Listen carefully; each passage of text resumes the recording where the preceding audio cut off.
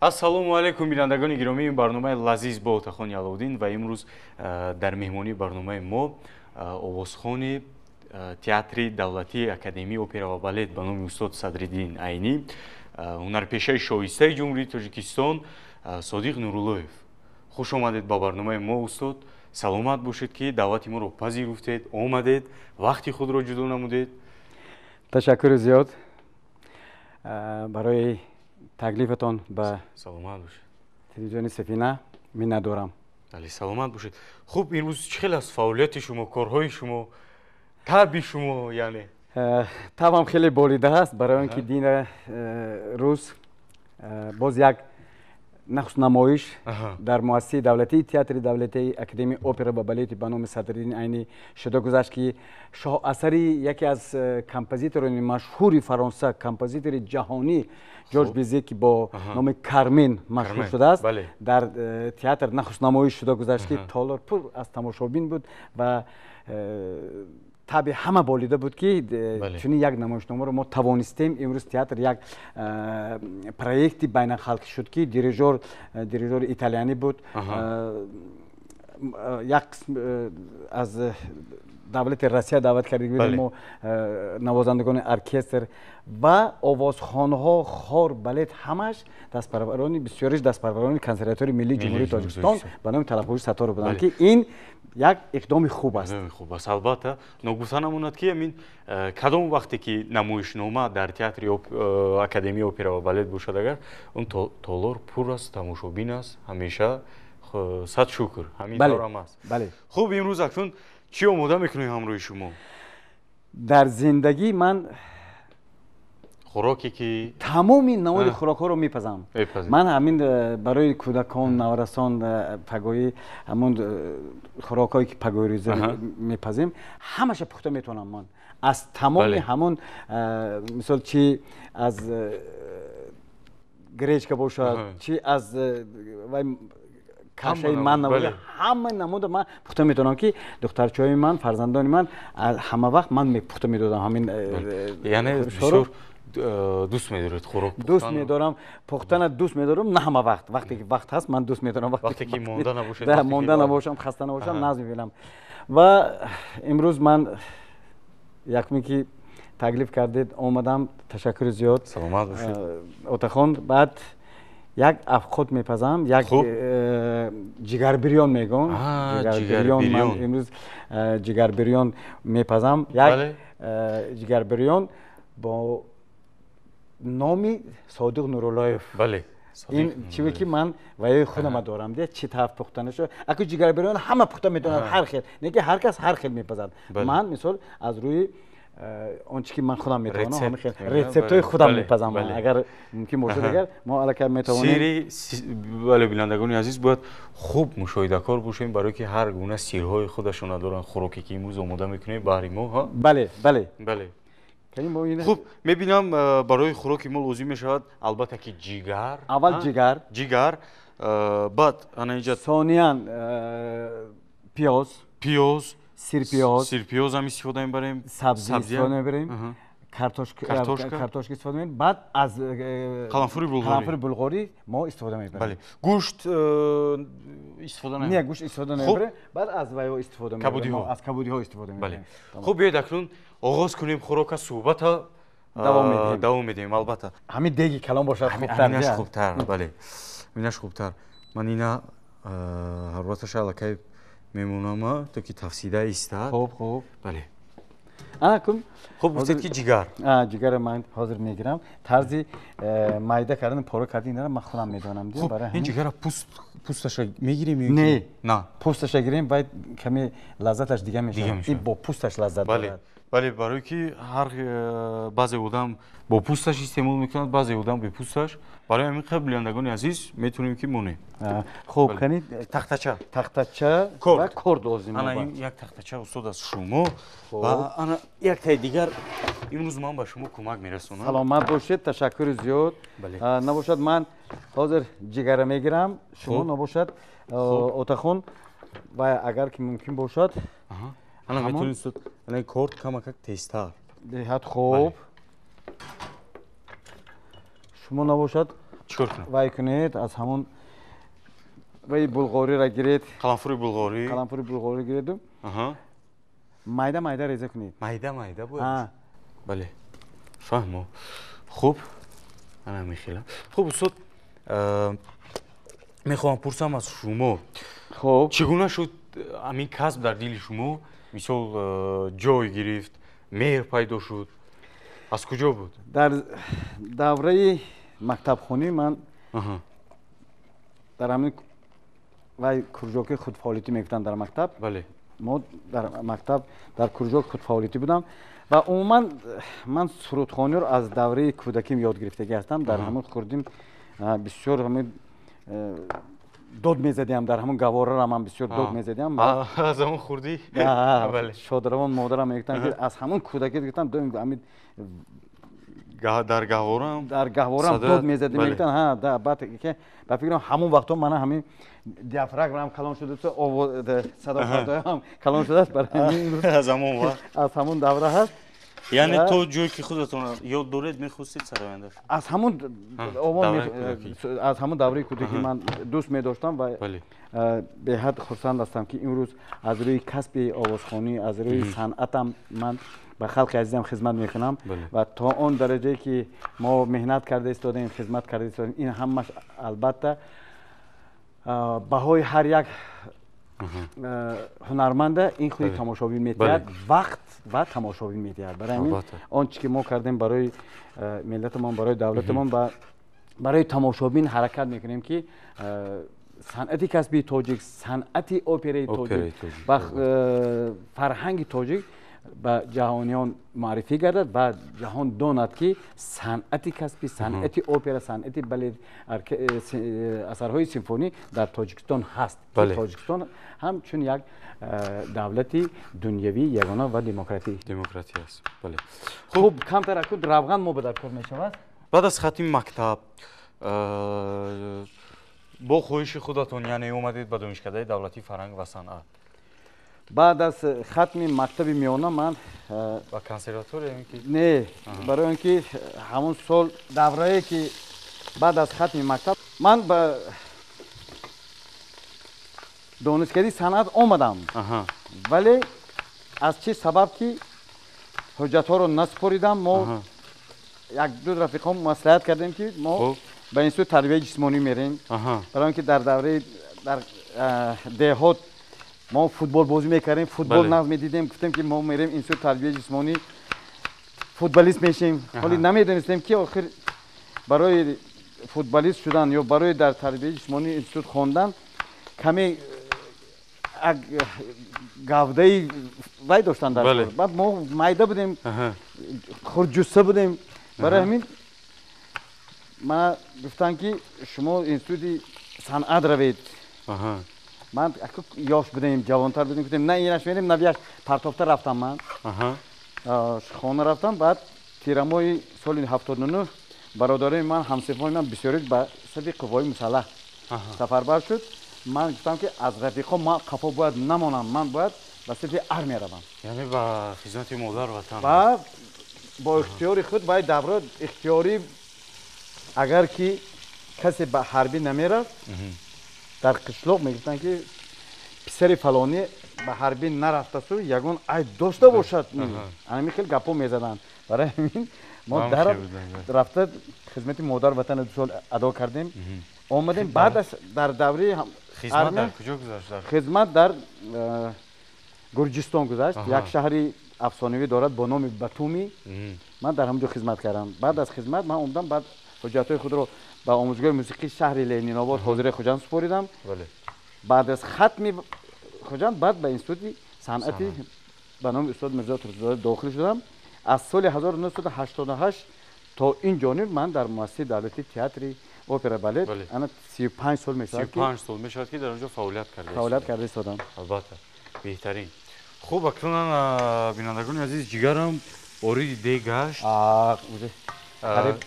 چیکار کنیم منم قلمفوری بلغاری رو ریزه کردم قلمفور رو ریزه کرده باشد اگر ممکن باشد ما با کمتر روغن با کمتر دیگه روغن میریزیم اگر لازم باشد اگر شما وقتتون باشد اگر خوب اتاقون خوب یک پیاز یک تا پیاز پیازی کلانتر نیکی خوب برای اینکه جگر با پیاز بای میشه لذتش دیگه میشه چگونه بود همون امتحان قبول و بعد از خدمت وقتی که با اومدید گفتید که در شهر خوجند یعنی در اونجا تحصیل کردید بعد از اونجا با اومدید حجت‌های خود را سپردید به دانشکده دولتی فرهنگ و صنعت در صنعت سپردم من در وقتی آموزشگاه موسیقی شهر خوجند لنوو داخل شدم بعد از حربی که بودیم بعد از بعد از ادای خدمت آمدیم من در گروه روسی حجت‌های خود را سپردم از همون میخواستم که در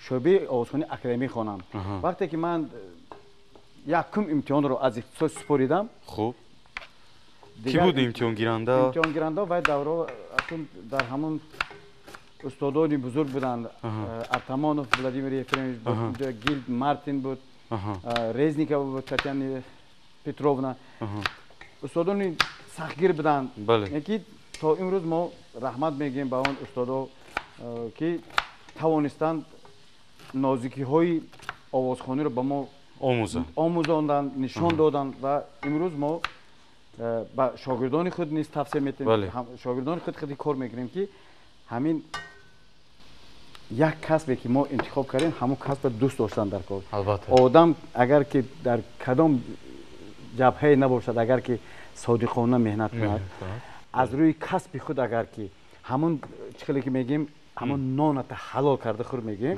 اگر همون کسبت اگر دوست داری نغز بینی اگر صادقانه مهنت کنی همون کسبت به همون کسب خورنده میپوشونه یگان کار من پدرم میگفتن که پسرم یگان وقت فریب نکنید کسی که فریب میکنند بعد در فریب خدا میمونند برای همین در یگان کار فریب کردن در کار نیست در تمام کار و هست در تمام کار باید صدقاً مهنت کردن در کار وقتی که صدقاً مهنت کردید خواهید نخواهید ثمره مهنت شما یک روز معلوم میشه البته خوب استاد سلامت باشید و طولی 4 سال بله تحصیل کردید در دانشکده در آموزشگاه موسیقی 4 سال در انستیتوت صنعت 5 سال و استادا کی بودن در اون وقت در انستیتوت صنعت استادا حنیفه مولانو و نیل استپان کراسیووا بود استاد شادروان شمسی نظام بودن عبادالله علمرادویچ بودن حنیفه مولانو خیلی تاکید کردم احمد باباقولوف نیکولای بوریاک برهان محمد قولوف آیت بیگم سبزعلی و میرعلی داستیزاده همینا استادیای ما هستند ما همراه کار کردیم کمی اگر باشد بالاتر برای همین خوب هستند استادا در بری ما از هم خلق ما تشکر میگم که با اون شخصانی که هنر خود را یا وقت خود را در این داشته همراه ما کار کردن ما تا اون درجه که ما در مؤسسه کار میکنیم و امروز خودی من نیز در کنسرواتوار ملی تاجیکستان به نام تلقوی ستارov به حیث هم آموزگار و هم مدیر کاتدر فعالیت کرده استادم و حرکت کرده استادم که شاگردان ما امروز بعد از ختم کنسرواتوار البته به آن مؤسسه کسبی که امروز در جمهوری ما هست رفته فعالیت کنند و چی در تئاتر و چی در کدام مؤسسه تعلیمی یا مؤسسه فرهنگی که کار میکنند توانند که صنعت کسبی ما رو به درجه باید و شاید برده رسانند. سلامت باشید. آنکه پیازا اکنون بینندگان عزیز نوبت پیاز هم رسید. پیاز اکنون میاندازیم. پیاز رو وارد دیگ میکنیم. ما کمی باز تاف میدیم بعد کمی تاف میدیم حاضری خودش کمتر استفاده بعد جوش میگیره. بله. خوب من میتونم که کارتوشکا رو هم کردن. اگر توانید سبزی رو خوبش سبزی رو هم پارتویم. نه لازم نیست. سبزی لازم نیست. خب کی سبب شد که یعنی شما رو دعوت نمودم به تئاتر اکادمی اپرا و بالت. وقتی که من سال 1986 به انستیتوت صنعت داخل شدم خوب استاد ما شمسی نظاموف سررئیسور تئاتر بودن خوب و در انستیتوت صنعت در استودیو اپراوی همچون کارگردان کار میکردن و دیدن که و استادان یک خصلت خوب داشتن که الکی همون شاگرد یا این یا اون دانشجو را میدیدن که کمی که اگر جدی باشد در کار خود در دانش خود الکی میگن که همین من این بچه را آینده تئاتر یعنی دعوت می‌نمودن با تئاتر بردن در کار با تئاتر الکی وای کند کمک میرسوند بعد من گفتن که بعد از همین درسات کم شدیم آیسته آیسته بیافتن همین تئاتر به در اونجا بین مشقای بین من هر روز تئاتر میرفتم یعنی بسیار جالب بود برای من وای بود تئاتر این خانه دوم بود بله میرفتم تماشا میکردم و سال 88 با من الکی دانشجوی کورس سیم که بودم گفتن که و یک نال واحد کاری یک 05 حصه واحد کاری به کار قبول کردم من همچون آوازخوان در همونجا کار کردم از 88 من اینجوری من از تئاتر نبر آمدم تا این روز در تئاتر 35 سال گفتید که فعالیت کرده اید چقدر نمایشنامه و چقدر سفرها کردیم همه این از هدایت و از مهنت صافدلانه استادام آمد بله سلامت باشید دوستان خب بینندگان عزیز چخیلی که گفتیم امروز همراه استاد صادق نوراللهیف آماده کرده ایستادیم جگر بیریان ها انا اکنون چی لازم نمک میده است ها نمک میده هیچ کم ندارد اصلا نمک بسیار کردن لازم نیست نمک این بسیار ضرر دارد به ارگانیسم در دیگر یک دولت ها مردم به نمک میخورن اب خود به نمک میپزن کمک صحبت کنیم در باره تئاتر اپرا و بالت خب امروز میبینم که بسیار در کدام نمایشی که نباشد یا اینکه چی میگویند تکرارن است یا اینکه نخست نمایش است تالار تئاتر اپرا و بالت پر از تماشابین است فقط این فکر میکنید که از چی است شاید از آنی هست که مردم بسیار تا شوق دارن با اپرا یا اینکه از بازی هنرمندان باشد همین این از خود هنرمندان وابسته است از تئاتر از سطح رهبریت وابسته است و چطوری که امروز ها میگیم از رکلام هم وابسته است رهبری تئاتر ما امروز جد و جهد و آن تلاش هایی را دارد که چه متخصص خارجی چه متخصص وطنی رو با این یا آن پروژه میگیم میکنن برای تئاتر برای پیشروی کاری تئاتر برای آن که تئاتر تاجیک سطح بین المللی داشته باشد و چطوری که ما میدونیم شاهد هم هستیم تئاتر ما در مقیاس دولت های دوست و برادر و همسایه این هم یکی از تئاترهای پیشقدم به حساب میرد و ما امروز ها حرکت کردیم که از این یا اون دولت ها بیایند نوازنده ها و دیریژورها و رژیسورها بیایند با همراهی ما کار کنند برای اینکه خودی صنعتکار در من همین در این دیگ خود جوشیده استادم باشم که وای چیز نمیشد برآمده با دیگر جاها رفتن در کار ما رویم از دیگه دولت ها بیان ما صنعتی بیار ببینیم از دیگر یک چیز آموختن همین امروز در تئاتر وجود دارد و این یک از عامل های مهم و عامل های برای آن جوانانی که امروز در تئاتر کار میکنن برای اینا لازم است برای اینکه در دوره وقتی که اتحاد شوروی ما جوان بودیم می اومدیم ما بسیار حافظه رو گوش میکردیم برای اینکه دولت یک دولتی کلان بود از دیگر ریسپوبلیک می اومدن ما دیگر حافظه رو گوش میکردیم دیگر مثلا نوازنده ها رو گوش میکردیم از یک چیز میگرفتیم امروز هم خیلی چخلی که گفتید همین اقدام در تئاتر جاری شده است و رهبری تئاتر امروز سیف‌الدین زاده کمال‌الدین شراف‌الدین همین الکی توانست در یک مدت کوتاه بسیار هنرمندان و بسیار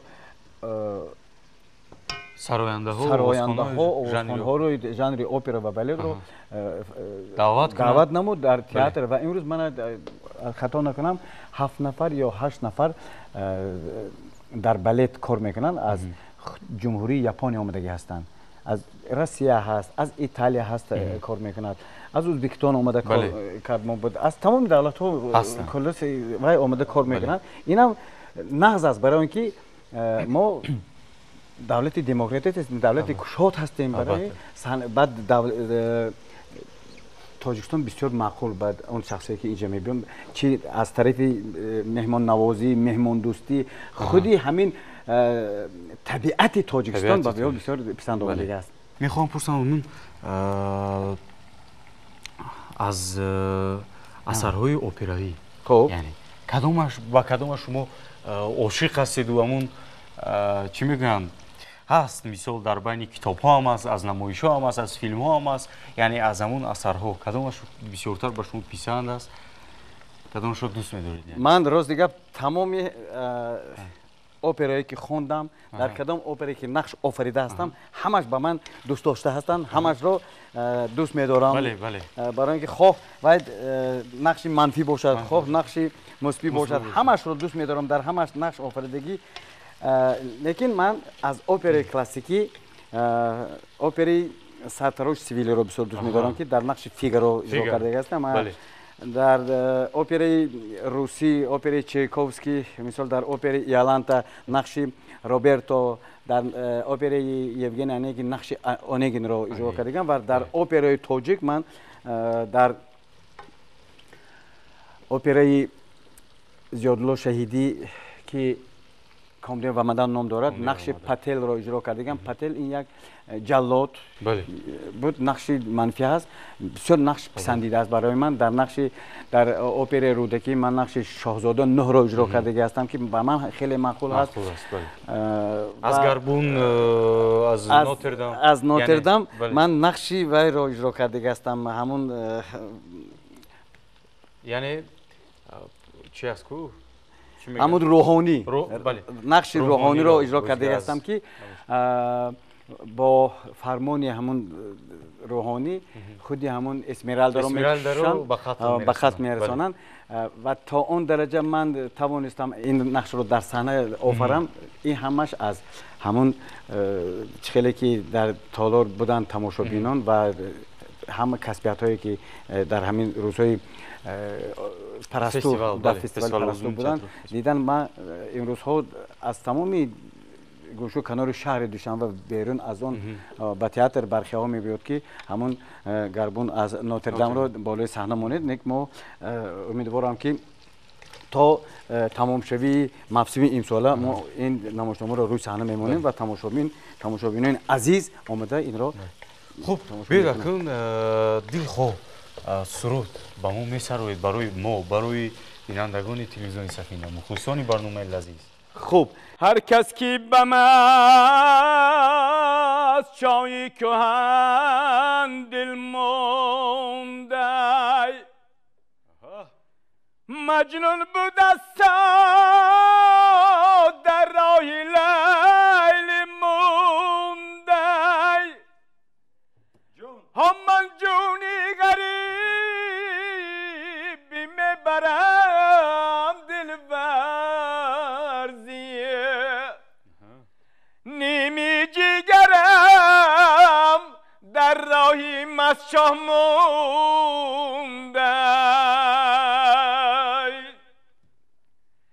بل در سری کیتف میفرام آبداریه روی مال چایی دستی یار به من یادگاریه عجب موندیم آچش نمیگوید ها ای بچه خال محمد خودت راحت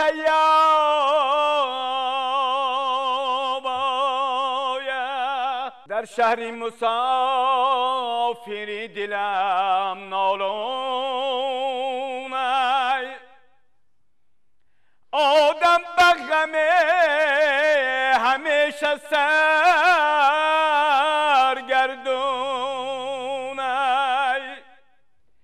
امشب چی شب که یاد مادر کردم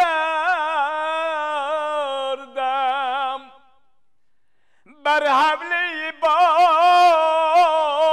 بابای دلم پزمونم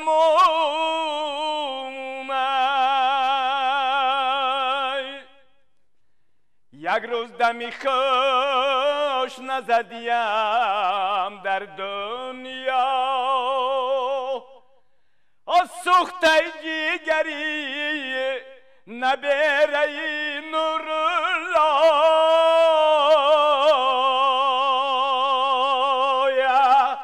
سلامت باشید دوستان. ببینید بله بسیار جالب است شنیدن از زبان شما که مثال زیادتر شنیده ایم اپراها از شما، یعنی با همون چی میگن چی از خیلی که گفتید از نقش فیگارو باشد چی از گربون از نوتردام باشد، اما بسیار جالب است شنیدنی یک آهنگی یک سرودی خلقی سرودی زرفشانی. یعنی سلامت باشید، بسیار صدای خوب داره، صدای بسیار چی میگن با قوت هست. سلامت باشید، تشکر زیاد. بله خوب اکنون بینندگان عزیز میگذاریم به قسم خوریش تا آماده شدن خوراک. تا آماده شدن خوراک ما به قسم خوریش. لیکن من همین خوریش یگان وقت تیار کردگی نیستم، برای که من این قسم خوریش همه وقت در خانه بازن به فرزندا و میکنم. دخترام چی میگن اصلا من همین خوریشی خیلی که میگم کلاسیکی میتونم فقط شکراب میکنم تمیدار با درینگ. بله امروزها گفتید که فعالیت کرده استوده در کنسرواتوریا، یعنی جوانان امروز شوق ذوق بسیار دارن با این ژانر اپرا. من الکی قریب یک سال شد مدیر کافدری آوازخوانی اکادمی و دیریژور رو به عهده دارم. جد و جهد اون تلاشی که امروز رهبری کنسرواتوری نسبت به کادرهای جوان امروزه کرده استادن، من فکر میکنم که سری وقتی هست برای اینکه امسال کنسرواتوری ملی جمهوری تاجیکستان الکی 20 ساله میشد، 20 سالگی خود را قید میکنه. این یکی از سیاستی فرهنگ دوستانه و فرهنگ پرورانه اساسگذار صلح و وحدت ملی پیشوای معظم ملت پرزیدنت جمهوری تاجیکستان امام علی رحمان بود که سر وقت سال 2003 با فرمان خودشان همین کنسرواتوری ملی تاجیکستان را کشودند که ما کارکنان فرهنگ، کارکنان سنن از این بسیار الهامی تازه گرفتیم. ولی چه که میگن همین فرهنگ معرفیگری ملت است. البته فرهنگ معرفیگری ملت، فرهنگ اسپورت این همش ورزش این برای همین ما توانستیم که در همین مدتی که الک کنسرواتور 20 سال سپری میشد، این یک جوانی 20 ساله رو میماند کنسرواتور امروزی ما، لیکن به همین جوانیش نگاه نکرده الکی چقدر شاگردان ما، چقدر دستپروران کنسرواتور در آزمون‌های بین‌المللی در سطح جهانی برآمد کردن رفتن و امروز باعثی از همه خرسندی آورش هست که الکی کادرایی که کنسرواتور با وایر رساند امروز در تمام مسائل فرهنگی فعالیت میکنن. من از یک چیز به حد خرسند شدم. من دیگر روز ما اپرای کارمن میگیم در صحنه تئاتر تاجیک موندیم، 85 درصدی در صحنه کارکردگی همش دست پرور کنسرواتور بودن. خودی همین در نقش اساسی کارمن که شرافت عثمانزاده برآمد کرد، این دست پرور کنسرواتور. در نقش خوزه برآمد کرد منوچهر رحمانوف، این هم دست پرور کنسرواتور و امروز همچون آموزگاری جوان با شاگردان خود الکی در کنسرواتور همچون آموزگار کار و فعالیت کرده استاد است که این همش دستپروران کنسرواتور است. خب استاد میتونیم از همون نمایش‌هایی که شما روی صحنه بازی کرده اید، یعنی از همون یک پارچه برای ما و برای مخلصان یک کمکش رو چی میگن بازی کنی باشد؟ من بسیار نمایشنامه‌های کلاسیک رو دوست می‌دارم و اون در اون نمایشنامه‌ای که من نقش آفریدگی هستم و از اپرای چایکوفسکی یک نمایشنامه است، ایالان تا نام دارد. من بسیار یک نقشی دوست داشته من است، رابرت میگن. من میتوانم که یک پارچه از همون آری رابرت قرائت کنم. Sravnica s Matildoj moje, sve сверкающие искрами черных очей, как на небе звезды осенних ночей. Все страстною негой в ней дивно полно, в ней все опьяняет, в ней все опьяняет, и жжет, как вино, и жжет, как вино. саломат бошед. дар ҳақиқат бисёр садои пурқувват доред устод. саломат бошед, садои шумо хаста набошад. ва ана ман бо дирингам реза кардам, ҳамроҳи помидор. Хеле хуб. пиёз умуман истифода намебаред? не хуб, камакак намак мекунем ва омехта мекунем, дар як табақча мегирем. бошад. афқоти моям тайёр шуд. вале хӯриши мо ҳам бирандагони азиз тайёр шуд. ҷигар тайёр шуд, ҷигар бирён тайёр шуд. Мана бале. анку мо метавонем ки каме аз кабудиҳо бисёр не камакак. медонем ки дар як филмам нақш офаридаед. яъне пешниҳоде ки буд инам ки пешниҳод кард ки ин дар ин самтам камакак худатонро санҷед? яъне дар ин соли 2015 буд хато накунам, дар як чорабинии фарҳангӣ мо иштирок доштем ба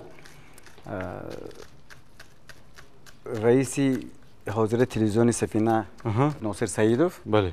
он вақт раиси киностудияро ба ӯҳда доштанд. бале, киностудияи давлати тоҷикфилм. тоҷикфилмро. баъд ҳамон вақт як суратгир омада гуфтанд ки як филм наворбардорӣ шуда истодасту, мо кастинг мегӯянд эълон кардем, устод бега расм шуморо ҳам гирем.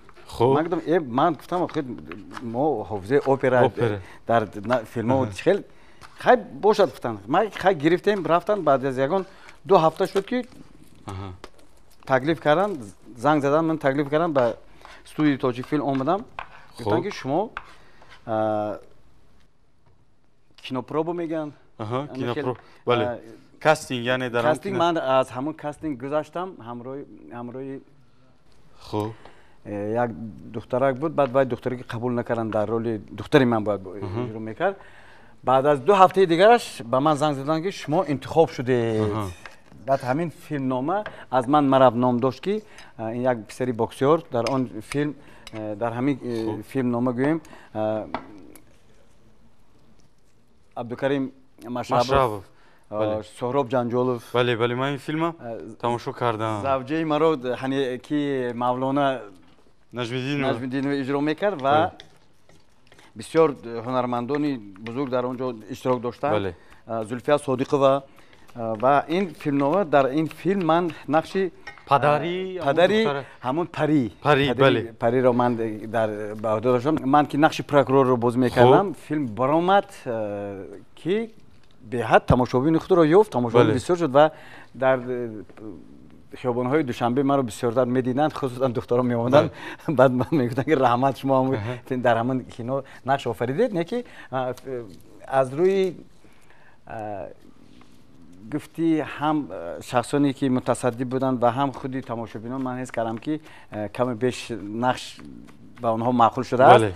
ва ман дар соли 2005 вақте ки дар шаҳри санкт петербург дар театри Мариин ки ҳамчун таҷрибаомӯз будам, бекор Маринский театр ба ҳам бекор намонам гуфта ба студияи панорама рафтагӣ будам. ва дар он ҷо ман як чанд филмномаҳо дар он ҷо ҳар рӯз филм сабт буд. дар он ҷо ман ҳамчун миманс дар чанд филмнома иштирок кардагӣ ҳастам ва бо яке аз ҳунармандони вай рус Александр Устюгов ҳамроҳ баромад доштем. ва дар ментовский воини мегуфт як кино ҳаст дар вай. баъд як дигар сафари охирини Синбод, ман дар он ҷо нақши як вай аз як арабро иҷро кардагӣ будам. унҷо ҳам суханам буд ба як ҳозир расмҳом ҳаст, ҳамроҳи вай ҳамон ҳунармандони Россия раст гирифтагӣ будем. каму беш аз дар киноҳо нақш офаридагӣ ҳастам. нақш офаридагӣ беҳтарин. саломат бошед устод. خب چی خیلی است دیگ؟ دیگ تیار شد. آماده شد. آماده شد. 100% افخود آماده شد. ما میتوانیم که الکی برداریم. خاموش کنیم. بیاید خوراک هم برداریم در طبق. خب استاد من میتونم که یعنی 30 سالی من چی میگن کلانتر است حاضر عضوخانی ژانر اپرا شدم یعنی در همین 30 سال میشود. برای چی نمیشود؟ یعنی میشود فقط تمرین. تمرین نه که در اون وقت شما میتونید عضوخانی اپرا شدن که زمینه باید باشد. زمینه یعنی چی؟ شما آواز خوددو داشته باشید. خب حاضر من میتونم کمی سنجیم که من آواز خوددو دارم یا نه؟ یگان سرود اگر خوانید من حاضر گفتم میتونم که شما میشوید یا نه؟ بله بله بله. خب بینندگان عزیز این لحظه ای که بسیار در من هیجان هست و من میدونم که نه اونقدر خوب سرود میسرودم و حاضر کوششم میکنم که میشوم یا نه. میریم. خب ژانر اپرا. از ژانر اپرا خب باشد. خانه ایمان قدر هم دور نیست بلکه در چشم شما منظور نیست. همین قدرش کیفایه است فکر میکنم بسیار 100% نگی این شما خواندید سرودی زیادالله شهیدی با متن میرزا ترسوزاده خانه ما این یکی از آهنگ های کلاسیکی این یکی از سرودهایی که از اولی سالهای 60 نوشتگی بودن تا امروز این سرود کهنه نمیشد هیچ و بران که این سرود در فوند طلایی رادیو ماندگی هست شما حاضر کمی آواز اکادمی کرده خواندید گیم خطا نمیکنیم لیکن آواز هست یعنی 100% هست آواز دیاپازون هم هست چی میگن آواز باریتون الکی معلوم میشد که شما آوازی باریتون داشتید باریتون لیریکی یعنی باریتون چقدر صدا غوص‌تر باشد هم قدر اکن آوازها هر خیل میشوند سپرانو میشود تنر میشود باریتون میشود باس میشود در نوبت خود با همین آوازها به تقسیم میشوند مثلا سپرانو میگیم که لیریکی میشد لیریکی دراماتیکی میشد یا کلاراتورنی سپرانو میشد میگیم اکن تنور باشد تنری دراماتیکی میگیم تنری لیریکی چند هم در خودش باید شاخه‌های خودش داره همین باریتون هم میشود باریتون لیریکی باریتون دراماتیکی میشود یا لیریکی دراماتیکی میشود برای اینکه من باریتون لیریکی من فقط هر یک کس بود گفتم ترکیب خودش داره بله خوب اکنون بینندگان عزیز خوراک هم آماده شد خوریش هم آماده شد وقتی از همه مهمش هم رسید برنامه لذیذ میچشیم و یک به یک چخیلی که هر برنامه میگوییم به شما مزه‌اش رو رسانیده میدهیم همه از جیگرش سر میگیرم میشود از جیگرش بله منم از جیگرش میگیرم آخه وای وای وای اگه با من معقول شد نمیدونم این محصول دستی من نه هر دو ما پختیم شد چی میگن همون چقدر که گفتید با یک طرز خودتون پختید امروز خوراک رو بسیار بامزه بسیار هم ملایم هم این کارتوشکا هم پخته دیدید بله مزهش عالی و کمک میگیریم از خورش